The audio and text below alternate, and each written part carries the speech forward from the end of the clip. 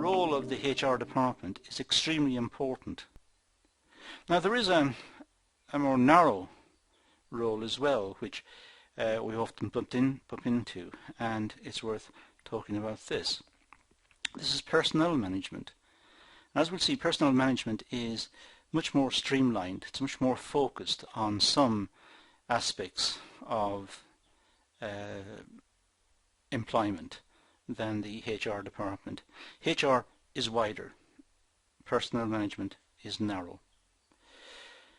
It relates to people management within an organization. Personnel management aims to provide a framework for assisting and developing and maintaining the individual's employment. So personnel management is much more detailed. It's much more specific. The personnel management functions could be related to recruitment and selection, as was the HR. Development of good working environment, as was the HR, so there's a big overlap. Maintenance of good employee relations, similar to HR, again, a big overlap. And development of effective training courses. So we can see from these 4 points, A, B, C and D, that there is a strong overlap with the idea of HRM. In fact, the two terms, the HR function and the personnel management function, are sometimes used interchangeably. People see them as the same. But what we want to get across here in this session is that the HR function is wider. It looks at these 4 points, the ones we've got on the slide at the moment, A, B, C and D. And I want to put across that the personnel management section is much narrower. Now let's look at how that can be narrowed down. It tends to be more administrative and deals with items such as payroll and employment law. So I know we talked about the 4 areas in the previous slide, but really the personnel management function is focused in on payroll and employment law. It's responsible for managing a workforce as a primary resource that contributes to the success of the organization. Now that's the HR. The HR resources are responsible for looking at the overall management of the workforce, whereas personnel we're putting forward as a much narrower function, looking at payroll and perhaps aspects of employment. So the HR function is described as much broader in scope than personnel management. It's much wider.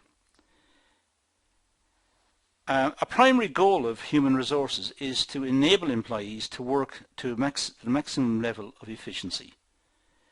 So the HR function is to encourage people to work to maximum efficiency, create motivation, create a good morale, create safety and look after the welfare of the workers and ensure that the tasks that they're given are achievable, make sure that they are motivated, as I said earlier. So that's much wider. It's looking after the workforce in a way that will maximize their efficiency. But we're seeing them as different. Let's talk about personnel management in a little more detail. It's traditional and routine administrative tasks. So it's much more routine. It's ensuring that the tasks that are necessary to be completed to have a workforce are completed. For example, payroll and issues surrounding the payment of the employees. It looks after holiday entitlement and pay scales and looks at the more traditional roles. So it looks at payroll and parts of employment law that are relevant. There's no doubt that employee motivation is partially dependent on rewards, such as pay and bonuses and compensation packages. So that's important. The HR role, as I said, was much wider. HR would look at motivation and communications with the workers and dealing with issues such as safety and the environment in which the workers are employed, and training schemes and so on, development issues. So the HR people are looking at motivation in a wider context. And sometimes people are just simply motivated by being praised. We like to be recognized for what we've done well. So it's not necessarily all about money.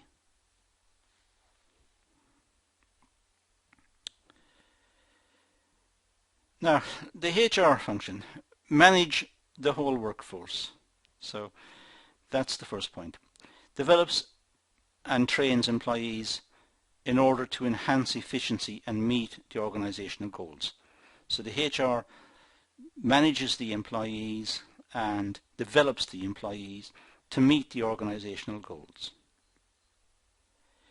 It has a continuous improvement plan, constantly trying to improve the workforce and constantly trying to improve the conditions of employment so that there's greater retention of the workforce. People like working for the company, there's better communications, and morale is quite high.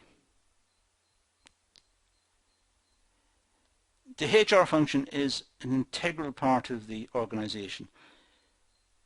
It's a very important function within the organization. It's necessary to have a good and well-motivated workforce if the company is going to succeed. So motivation is dependent on work groups, career opportunities, job satisfaction, and job creativity, people's opinions about the job and their ideas for improving the way the work runs. These are important and should be taken on board.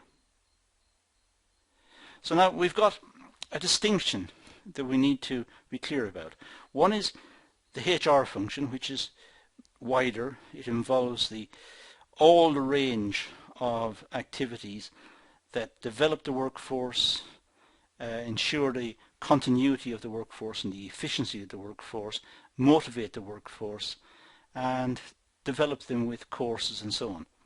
And the personnel function, which deals with specific functions such as perhaps the payroll, holiday entitlement and sickness and that sort of thing, absenteeism. Now, human resources function. Well, human resource management is responsible for the acquisition, development and training of staff, acquiring the staff, acquiring them within the labour market, finding the staff, seeking them out, developing and training the staff. It looks at rewards to facilitate motivation. It looks at pay scales and overall remuneration, and looks at bonuses and looks at ways of motivating the workforce. It recruits people to the workforce and also looks at their exit from the organization. It interviews them at the end to find out what their experiences were and what went right and what went wrong and what could be improved upon, and making sure that issues are properly closed off. Now, job analysis. Well, establishing a job requirement is a part of the HR function. It's finding out what the job will entail, the tasks, the responsibilities, the skills, the experiences and the qualifications that are necessary to meet the job requirements. So it's the HR function to itemize what is required. So development of a job description. It's finding out what the job will entail and what are the required attributes of the worker, the employee, and then developing a job description which quite simply, as I said, describes the job. That's all I'm going to do in this session. I'm going to leave it at that and say thank you for watching.